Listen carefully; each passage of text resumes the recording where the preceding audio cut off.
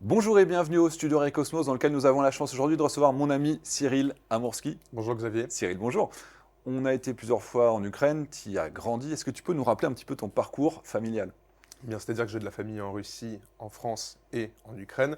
La partie de la famille qui est en Russie, elle est un peu divisée parce qu'une partie d'entre elles est pro-ukrainienne, l'autre n'est pas forcément ouvertement pro-russe dans la mesure où ils ne soutiennent pas forcément la politique du Kremlin, mais ils ne se prononcent pas réellement sur le thème de la guerre. Ils considèrent que la Russie n'avait pas d'autre choix et ils sont plutôt contents de l'annexion des régions différentes ukrainiennes. Et bien évidemment, ma famille qui est en Ukraine et en France, qui soutient ouvertement l'Ukraine et activement. Et toi, tu étais présent à Maïdan, donc tu as suivi toute l'histoire du début jusqu'à la fin. Ça veut dire aussi que tu as beaucoup d'amis aujourd'hui sur le terrain, dans les différentes villes et dans les différentes unités? Oui, j'étais sur la place Maïdan dès 2013, dès le mois de novembre, donc vraiment dès les premiers jours. J'avais encore 11 ans à l'époque, puisque mon anniversaire est en décembre. Et j'ai suivi tout ça dès le début, dès 2013-2014. Les combats ont commencé en 2014 et j'ai commencé à vraiment m'intéresser à ce sujet, à vraiment me plonger dedans depuis l'annexion de la Crimée, ou enfin bien même avec le Maïdan, mais surtout avec l'annexion de la Crimée et le début des combats à l'Est. Et j'ai des amis, soit par exemple des collègues de mon organisation politique, qui sont activement sur le terrain, qui combattent, que ce soit par exemple dans la région de Bakhmout ou bien dans la région de Zaporizhia. Et j'ai aussi des amis à moi, des connaissances de plusieurs milieux différents qui sont aujourd'hui activement sur le terrain, Et effectivement. c'est justement pour ça que tu es là aujourd'hui. Un petit point sur la situation et principalement sur le moral. L'Ukraine a tenu également sur le début de cette guerre parce qu'il y avait une population qui était engagée à 100% Mm. derrière son armée. C'est ça qui fait que ça a tenu. Il y a eu des centaines de milliers de volontaires sur toute la majorité, tout le début de la guerre. Il n'y a pas eu de mobilisation, c'était vraiment des Non, non. volontaires qui ont été engagés. Est-ce que ce soutien de la population ukrainienne envers les forces armées et la politique de Zelensky, est-ce que le soutien est toujours aussi fort aujourd'hui? Alors il est très fort. Après, est-ce qu'il est aussi fort, c'est-à-dire est-ce qu'on a 90% de la population qui soutient activement la politique de Zelensky? Peut-être pas, mais on est quand même dans des pourcentages hyper élevés. On a une ultra-majorité qui soutient le gouvernement en place, non pas forcément en termes de couleur politique ou autre, puisque Zelensky, on le sait, avant le début de l'invasion, était quand même assez impopulaire. Même son prédécesseur, Poroshenko, avait des scores qui étaient plus intéressants dans les sondages. Aujourd'hui, ça n'a plus rien à voir, puisqu'il y a une unité en fait autour du personnage. Zelensky représente l'Ukraine, que ce soit au niveau national et au niveau international, et c'est très important pour l'image de l'Ukraine et surtout pour le soutien de l'Ukraine d'un point de vue militaire. Donc voilà, Zelensky et son gouvernement sont tout de même très populaires. Il y a évidemment des histoires de corruption, mais ça c'est vraiment plus au niveau local, et Zelensky justement joue un rôle actif dans cette lutte. En tout cas publiquement, il s'adresse tous les jours, comme on le sait, aux Ukrainiens via les réseaux sociaux. Et régulièrement, quand il y a un scandale de corruption ou quand il y a un usage démesuré des fonds municipaux ou gouvernementaux ou régionaux, eh bien tout simplement Zelensky dit que ce n'est pas acceptable et qu'il faut donc reverser cet argent vers une localité ou une autre ou par exemple surtout dans le secteur militaire. Donc il prend régulièrement la parole là-dessus et il est très populaire sur ce genre de questions parce que les Ukrainiens considèrent, bien que certains soient moins actifs aujourd'hui qu'auparavant, et tu as tout à fait raison de le dire, on avait des images au mois de février, au mois de mars, d'avril, avec par exemple des centaines, voire même des milliers de femmes, d'hommes, enfants qui travaillaient ensemble pour pouvoir tisser ensemble des camouflages pour l'armée ukrainienne. Aujourd'hui, on voit que c'est quand même moins le cas. Aujourd'hui, la vie elle a plus ou moins repris dans des villes telles que Odessa et Kiev, et c'est reproché par certains militaires qui disent attendez, oui, ça fait 1 an et demi que la guerre à grande Bah, son ampleur, plein. à grande échelle est sur notre territoire, mais elle n'est partie nulle part et on a des hommes à nous, des gars à nous qui meurent tous les jours sur le terrain. Donc il ne faut rien lâcher, il faut continuer. C'est vrai qu'il y a moins d'activité, mais en termes d'idées et en termes de soutien, le soutien est tout de même significatif, majeur. Et peut-être une chose que je pourrais rajouter, c'est que certes, il y a aussi des collectes de fonds, des cagnottes différentes qui ont lieu tous les jours, hein, de façon quotidienne, comme c'était le cas auparavant. C'est vrai qu'on observe une certaine diminution de la vitesse de la récolte. Avant, ça pouvait se faire, par exemple, sur des gros comptes en 3 heures. Lorsqu'on parlait, je ne sais pas moi, de 300 000 hryvnias, qui est l'équivalent de 7 500 euros à peu près. Aujourd'hui, c'est un peu plus lent. Mais il n'y a pas de stabilité à ce niveau-là. C'est-à-dire qu'auparavant, c'était peut-être très rapide. Ensuite, ça s'est ralenti. Ensuite, c'est redevenu rapide pendant la contre-offensive. Vers le mois de juillet, août, ça a ralenti. Et là, de ce que j'entends de la part de mes collègues, là, au mois de septembre, j'ai des amis photographes qui ont un compte avec 500 000 abonnés qui s'appelle Lipkos, que je vous invite d'ailleurs à suivre, qui On mettra les sont liens. régulièrement sur le terrain et qui sont réellement ma source première de ce qui se passe tous les jours auprès des soldats, parce qu'ils sont au plus près des combats. Parfois, ils sont avec les soldats pendant des assauts. Et ils m'ont dit que là, ils ont organisé une collecte de fonds pour 1 200 000 hryvnias, l'équivalent de 30 000 € à peu près, et qu'ils l'ont fait vraiment en quelques heures. Alors qu'il y a un mois, ils avaient fait une collecte similaire et ça a pris 2 jours. D'accord. Donc finalement, la perception que je peux en avoir en étant un petit peu plus loin, une sorte de désengagement. Moi, C'est personnellement, irrégulier, disons. c'est irrégulier. Mais il y a des choses aussi qui choquent un peu tout le monde. Mais je pense que c'est la même chose à l'époque de la Première Guerre mondiale où les gens qui revenaient sur las arrières étaient choqués par le fait que ça vive. Quand on est à Kiev, il y a de la ressource humaine, il y a des jeunes qui ne sont pas engagés, Bien sûr. il y a toujours des vigiles dans les bars et dans les restaurants. On se dit que tous ces gens-là, ils ne sont pas encore engagés, mais c'est aussi parce que maintenant, ce ne sont plus des volontaires, maintenant, il y a une mobilisation. Bien sûr. Et cette mobilisation, est-ce qu'elle donne des résultats? Il y a beaucoup de craintes, il y a beaucoup de gens qui essaient de fuir à ce moment-là? Il y a une mobilisation et elle est devenue de plus en plus importante ces derniers temps. En tout cas, c'est l'impression que j'ai lorsque j'écoute mes sources ukrainiennes qui sont sur le terrain, que ce soit des amis de ma famille, qui sont donc dans des entreprises différentes, ou bien des amis tout simplement à moi, qui sont en entreprise ou même parfois à l'usine, qui me disent que voilà, tel jour, il y a eu un groupe de militaires sont venus dans notre entreprise et ont pris 10 gars pour pouvoir les mobiliser. Des histoires de ce genre, j'en entends régulièrement. Et on peut se dire que oui, mais c'est le cousin, machin, c'est la source, ceci, cela qui a dit ça. Non, moi j'ai vraiment des sources directes qui me confirment cela. Et ça augmente, ce genre de cas augmente. Après, c'est tout à fait normal, nous sommes dans un pays en guerre en Ukraine. La mobilisation est là, donc c'est tout à fait raisonnable et logique. Et il y a c'est intéressant ce que tu dis au niveau de la crainte. Il y a 2 choses à mentionner. La première chose, c'est que, évidemment, il y a une partie de la population qui ne souhaite pas être mobilisée. Ça a toujours été comme ça dans l'histoire de n'importe quelle nation et c'est naturel. Pour autant, est-ce que ces personnes-là essaient de fuir le pays? Non, pas forcément. Est-ce qu'ils essayent d'échapper à la mobilisation?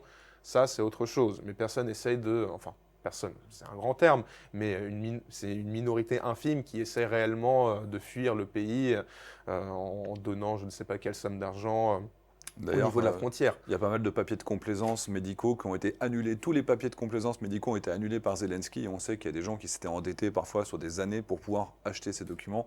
Du coup, il y a des gens qui ne sont pas très contents en ce moment. Ah oui, non, ça c'est vrai, il y a des cas de ce genre. Et il y a un problème aussi au niveau du recrutement, justement sur la question médicale. C'est que ce qui est critiqué aujourd'hui par certains Ukrainiens, c'est qu'on a des cas qui sont inacceptables, à vrai dire, où un handicapé est mobilisé alors qu'il ne devrait pas l'être. Il a été mobilisé soit par erreur, mais même lorsque l'erreur a été mentionnée. Moi, j'ai un ami à moi, par exemple, que j'ai rencontré à Kharkiv au mois d'avril de l'année dernière, qui était mon fixeur et qui maintenant s'est engagé dans l'armée, qui a un problème au bras. Il est reconnu officiellement comme handicapé, mais c'est pas grave, il a quand même été envoyé à nouveau à l'armée après avoir passé seulement quelques semaines à l'hôpital. Alors que normalement, il n'est pas... Il est démobilisable. Voilà, il est démobilisable en tout cas. Et d'ailleurs, il en a fait tout un sujet télé, et là, ça va déjà mieux, mais il continue à être dans l'armée, et il y a donc des cas de ce genre qui ne sont pas tout à fait acceptables pour la population ukrainienne, qui naturellement ne devraient pas l'être à vrai dire. Donc ça, c'est vrai. Et pour revenir sur la question des gens qui font la fête, par exemple de la population qui continue à vivre sa vie régulière dans des villes telles que Kiev, Odessa et bien d'autres, elles vivent bien évidemment aussi. Enfin bref, la partie du pays qui n'est pas non occupée et qui n'est pas proche du front directement, parce que Kharkiv, quand même, c'est assez différent. Ils sont à 30 km à peu près, voire peut-être un peu plus. Ils se prennent plus de missiles que la moyenne. Ils se prennent beaucoup plus de missiles que le reste des villes parce qu'ils sont beaucoup plus proches en fait de la frontière russe. Mais globalement, dans les villes où c'est calme, il y a des personnes, des jeunes qui continuent à faire la fête, qui pourraient très bien par exemple partir au front ou pas forcément partir, je ne sais pas moi, devenir un soldat pour aller mener un assaut, mais au moins pour filer un coup de main logistique exactement aux militaires. Et on voit qu'il y a une division de plus en plus forte entre les militaires et les civils sur cette question, où des militaires reviennent à Kiev, par exemple, pour une rotation ou pour tout simplement se reposer le temps d'une semaine parce que ça leur est légalement permis, et qui sont mais sincèrement énervés et qui sont en colère de voir qu'autant de personnes continuent de vivre tranquillement alors que c'est la guerre. Alors certes, on peut dire d'un certain point de vue que c'est normal que les gens continuent à vivre, ça a toujours été le cas, même pendant la Seconde Guerre mondiale par exemple, et que de permettre en fait à la Russie et que justement interdire plutôt à la population de faire la fête, ce serait laisser la Russie gagner dans un certain sens, parce que ça minerait le moral des Ukrainiens et de la population. C'est tout à fait logique et je crois qu'une partie des militaires sont d'accord là-dessus. Mais ce que les militaires disent en revanche, c'est que, ok, c'est une chose, mais on a un manque d'effectifs sur le terrain. On a besoin de personnes qui peuvent par exemple creuser des tranchées. On n'en a pas, donc c'est un souci. Et ce qu'on ne veut pas voir, c'est sur les réseaux des stories tous les jours, enfin donc sur les réseaux sociaux, des publications tous les jours, tous les 2 jours, toutes les semaines, où des personnes vont au restaurant, se font plaisir et font la fête. En gros, il y a une demande d'empathie de la part de l'armée. Au moins une discrétion. Voilà, un peu plus de discrétion, que ce soit à l'intérieur du pays ou même à l'extérieur, parce qu'on a beaucoup d'Ukrainiens, on a des millions d'Ukrainiens qui sont à l'étranger, qui ont quitté le pays au mois de février, au mois de mars de l'année dernière, et qui vivent leur plus belle vie à l'étranger, et ça énerve sincèrement des militaires. Et il y a une part de légitimité là-dedans, une fois de plus, parce que les militaires demandent juste un tout petit peu plus d'empathie. Ok, très bien, vous vivez ailleurs, mais ce qui est critiquable pour une grande partie des militaires, mais au moins ayez un peu d'empathie et ne montrez pas non plus tout ce que vous faites dans votre vie. Je vais juste reprendre une citation. Moi, en avril, j'avais été dans un resto et le gars à côté de nous a vu qu'on parlait étranger, donc on était à l'étranger, donc il nous expliquait sa situation. Et je fais, mais il y a quand même du monde dans ce resto. Moi, j'étais assez étonné les premières fois que j'y allais. Et il m'a dit, mais tu sais, ça, c'est un acte de résistance. Donc on vit comme si on pouvait mourir demain, mais on se bat pour quelque chose qui vivra toujours. Ce ratio entre on vit pour maintenant, mais on se bat pour quelque chose de plus grand qui nous dépasse. Moi, j'ai trouvé ça. Il y a une part de vérité là-dedans. Après, c'est vraiment l'idée de l'empathie et de justement ne pas montrer beaucoup trop ce qui se passe. Voilà, c'est d'avoir un peu de discrétion sur ce type de sujet. Mais il y a une division aujourd'hui qui est de plus en plus profonde sur ce sujet. On a vu que du côté ukrainien, il y avait cette évolution de la situation dans laquelle finalement le niveau de mobilisation et de motivation restait très élevé. Est-ce qu'on a une mesure de la situation en Russie ? On sait qu'en Russie, en tout cas, le soutien à la guerre n'augmente pas. Il y a eu un pic de soutien plus ou moins lors du début de l'opération militaire spéciale, également peut-être lors de l'année 2022, plus ou moins tout au long de l'année, mais là, progressivement, ce soutien, il chute. Est-ce qu'il chute de façon conséquente et massive? C'est difficile à évaluer parce qu'on n'a pas de sondeurs indépendants à ce niveau-là, et on a des sondages surtout pro-gouvernementaux qui sont donc réalisés par le Kremlin et qui veulent donc transmettre une image de la situation qui conviendrait au Kremlin. Mais ce qu'on sait en tout cas, c'est qu'à peu près 20% de la population est ouvertement contre cette opération militaire en Ukraine, sont donc contre cette guerre et souhaitent un repli total des troupes russes du territoire ukrainien, alors qu'auparavant, ce pourcentage était autour de 10%. Après, là, on parle seulement de personnes qui le revendiquent ouvertement, ce qui est déjà assez important, parce qu'en Russie, la population est tout de même réprimandée, la population connaît une censure absolument totale sur ce type de questions. On peut aller en prison pour sa position anti-guerre, pour le discrédit de l'armée. Il y a beaucoup d'activistes différents, des pères par exemple de famille qui se sont retrouvés en prison. Malheureusement, je ne me souviens plus du nom de la personne en question, mais un père de famille a été envoyé en prison et sa fille s'est retrouvée donc dans un orphelinat à cause d'un message anti-guerre publié par sa fille. Ce qui est bien évidemment délirant. Et des situations de ce genre, il y en a beaucoup en Russie. Donc avoir une position ouvertement anti-guerre, c'est... Je n'emploierai pas le mot courageux parce que je considère que c'est donner trop de crédit, malheureusement, à la population russe. Mais en tout cas, on voit qu'il y a une augmentation de lassitude de la part d'une certaine population russe. Mais je pense, en tout cas, à mon humble avis, je pense que sincèrement, à peu près 50% de la population soutient encore, activement ou pas, ce qui se passe en Ukraine. On a 30% de soutien actif qui sont déterminés, qui comptent vraiment reprendre mais prendre tout simplement tous les territoires ukrainiens, qui considèrent que l'annexion des 4 régions en 2022 n'était pas suffisante et qu'il faut prendre encore plus de régions et qu'il faut prendre donc évidemment la ville de Kherson, la ville de Zaporizhia et les alentours pour avoir le contrôle total sur les régions qui revendiquent. Là, on parle vraiment de turbo-patriotes qui représentent moins de 30%, mais avec le reste des personnes qui soutiennent cette invasion, ils sont au moins à 30%. Et après, il y a à peu près 50% de personnes qui sont entre les deux, qui préfèrent ne pas prendre position activement. mais cela ne signifie pas qu'ils sont contre la guerre. Ouais. Il y a beaucoup de C'est un personnes ventre dans mou. ce groupe, voilà, c'est exactement ça. Ce qu'ils préfèrent, c'est la stabilité, ne pas s'inquiéter des questions militaires. Ce qui compte pour eux, c'est de pouvoir se nourrir, c'est de pouvoir obtenir encore un salaire et de continuer leur train de vie comme si de rien n'était. Mais cela ne signifie pas pour autant qu'ils sont contre la guerre. Donc j'estime que toujours une majorité de la population russe soutient activement ou pas cette guerre. Et ne pas être mobilisé, Mais c'est ils déjà cautionnent aussi de pas toute mal. façon. Pour... Mais ils cautionnent de toute façon. Si on revient en Ukraine et si on regarde les militaires, tu as beaucoup de contacts dans l'armée, le moral, alors on se souvient, il y a un an, quand les grandes contre-offensives fonctionnaient bien, que l'Ukraine avait libéré 20 000 km², il y avait un vrai Bien boost. sûr. Les gens étaient vraiment à fond. Là, cette contre-offensive, elle n'a pas donné des superficies de libérés aussi importantes. Pas Il y a encore. quelques villages, pas encore, mais on est tout début octobre. Quel est le moral aujourd'hui, d'après ce que tu peux en percevoir? On sait en tout cas que, enfin selon les sondages, il n'y en a pas beaucoup en Ukraine ces derniers temps, parce que déjà c'est compliqué d'en réaliser sur tout le territoire, ce n'est même pas possible, puisqu'une On grande parle vraiment partie de la zone du libérée. territoire voilà, ukrainien est annexé ou tout simplement occupé. Mais on sait, selon les sondages, donc sur les territoires de l'Ukraine libre, que 6% seulement de la population serait prête à concéder des territoires ukrainiens, donc à obtenir en gros une paix à n'importe quel prix. Voilà, c'est le terme ukrainien, c'est Myr budyakoy ценою, c'est-à-dire la paix à n'importe quel prix.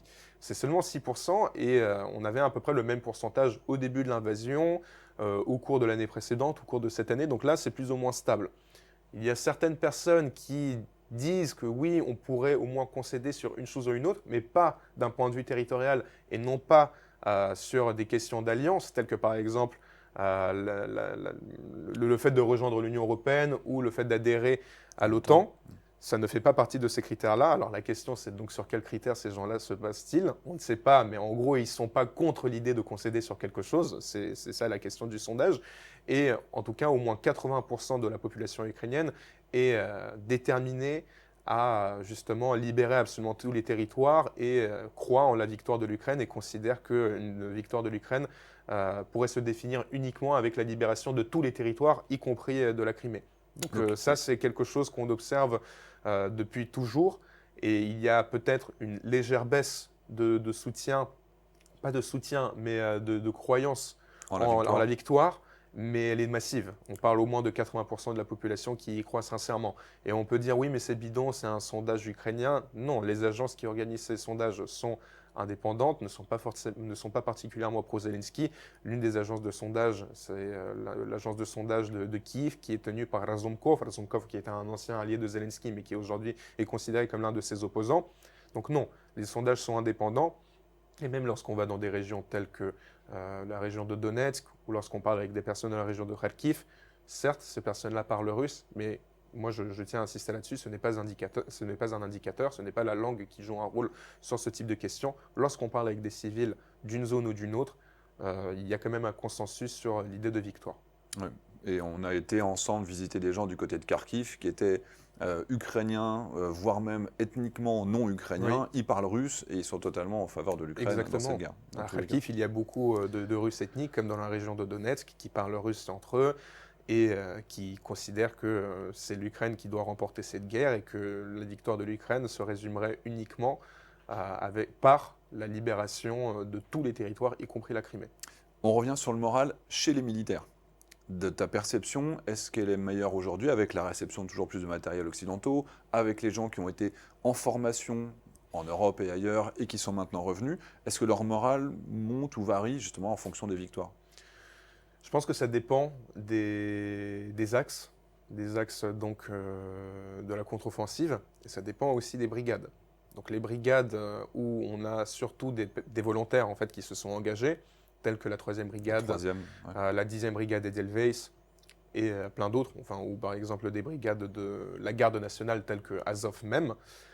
Bien évidemment, là, le moral, il est très élevé parce que leur discours, il est simple, et j'ai passé surtout du temps avec ce type d'unité. Leur discours, c'est « on est là, on part nulle part, on n'a rien à perdre dans la mesure où on est sur le terrain et notre but, c'est vraiment de libérer tous les territoires ukrainiens. S'il le faut, on le payera par notre vie, mais on n'a nulle part où aller, on n'a pas d'autre choix. On ne veut pas que nos enfants vivent dans une guerre permanente. On ne veut pas que cette guerre revienne sur le territoire ukrainien dans quelques années. Donc ce que nous, on souhaite, c'est clairement de remporter cette guerre tout de suite. Donc nous, on ne se dépêche pas. On attend les ordres de Zaloujny et des autres commandants. On est sur le terrain. On fait ce qu'il y a à faire. Voilà, ça c'est le discours dominant dans ces brigades-là. Et lorsqu'il s'agit des brigades où on a surtout démobilisé, je pense par exemple à la 21e brigade, si je ne me trompe pas, qui en tout cas à ce moment-là, lorsque moi je faisais des reportages, était vers la direction de Liman, Kremina et... Dans le nord, vers Louhansk. Voilà, donc vers la région de Louhansk. Eh bien là, on voit que le discours il est quand même un peu différent. Évidemment, les mobilisés disent qu'ils sont là, ils sont soldats, ils sont ukrainiens et leur but c'est de se battre jusqu'à la victoire pour pouvoir libérer les territoires. Enfin bref, le discours habituel. Mais on voit qu'il y a quand même une motivation qui est assez différente, qui est moins idéologique à vrai dire, parce que ces personnes-là, pour certains d'entre eux, et même pour une grande partie d'entre eux, ne s'étaient jamais intéressés à la guerre auparavant, enfin comme une grande partie de la population ukrainienne, j'ai envie de dire, avant 2022. Bien sûr. Enfin, la France est dans une situation bien évidemment différente, mais c'est tout à fait. C'était des jeunes normaux qui n'avaient pas de raison de s'intéresser à ces questions. Exactement. Ou pas forcément des jeunes, mais un chauffeur de taxi par exemple, qui a la cinquantaine, qui s'occupait de sa famille, qui était en Ukraine centrale et qui n'en avait pas grand-chose à faire de ce qui se passait à l'est de l'Ukraine et qui donc du jour au lendemain a été envoyé sur le front et qui maintenant se retrouve avec une Kalachnikov à la main dans une tranchée vers la ville de Kremina. Et là, on voit que la motivation, elle est quand même assez différente. Et on entend un discours patriotique, certes, mais qui est beaucoup moins fort ou important que dans les brigades telles que celles que j'ai mentionnées au tout début. Cela ne signifie pas que ces gens-là ne sont pas prêts à combattre. Ces gens-là comprennent ces soldats-là comprennent que c'est un devoir national, citoyen, de combattre aujourd'hui. On est dans une situation de guerre, c'est comme ça. Mais il y a une motivation qui est différente. Mais globalement, ce que je peux dire, c'est que, évidemment, on parle dans les médias, surtout en France, j'ai remarqué, enfin, dans les médias occidentaux, d'une contre-offensive lente. Là, ces derniers temps, les derniers sujets dans les grands médias, c'est soi-disant une réticence occidentale quant à soutenir l'Ukraine encore aujourd'hui en termes d'armement. On a vu ce qui s'est passé aux États-Unis. Ils ont évité le shutdown, mais à quel prix?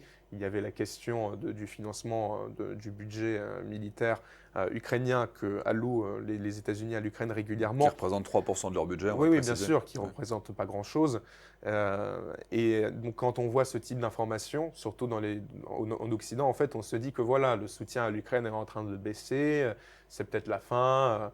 Zelensky, j'entends dans les médias, il n'y a plus d'effet Zelensky, plus personne ne veut prendre de photos avec lui. En Ukraine, ce n'est pas du tout l'impression que la population a. Lorsque je discute avec ma famille qui est à Kiev, ils me disent, mais je ne sais pas pourquoi ils en parlent autant dans les médias occidentaux. Nous, on n'a pas du tout cette impression. Certes, il y avait cette histoire avec la Pologne, mais sauf qu'il y a des élections en ce moment, dans 2 semaines.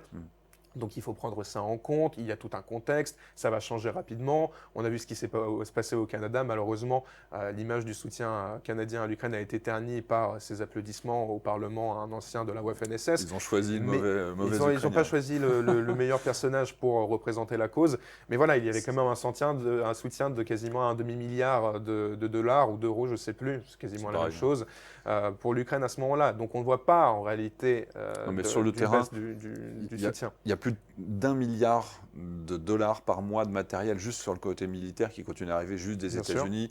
Il y a tous les pays, il y a la Bulgarie, il y a plein de pays qui se révèlent aujourd'hui être des soutiens de l'Ukraine qui n'avaient pas encore donné tout leur matériel. Et c'est vrai que des pays comme la Slovaquie ou peut-être un reversement, ils ont déjà donné même leurs avions de chasse.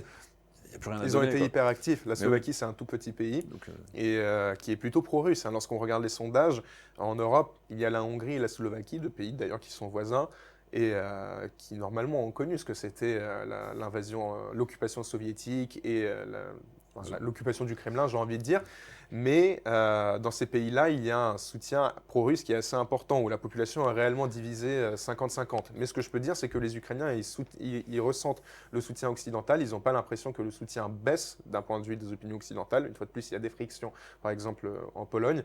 Mais globalement, les soldats, ils ressentent cette aide, mais ils aimeraient en avoir beaucoup plus. Voilà. J'ai discuté avec la 37e brigade qui a les AMX français. Ils sont très contents d'en avoir, ils aimeraient en avoir plus. Ils considèrent que les AMX, c'est quand même pas le matos le plus moderne que la France ait produit ces dernières années. Et ils ont les paladins, donc c'est des artilleries si je ne me trompe pas.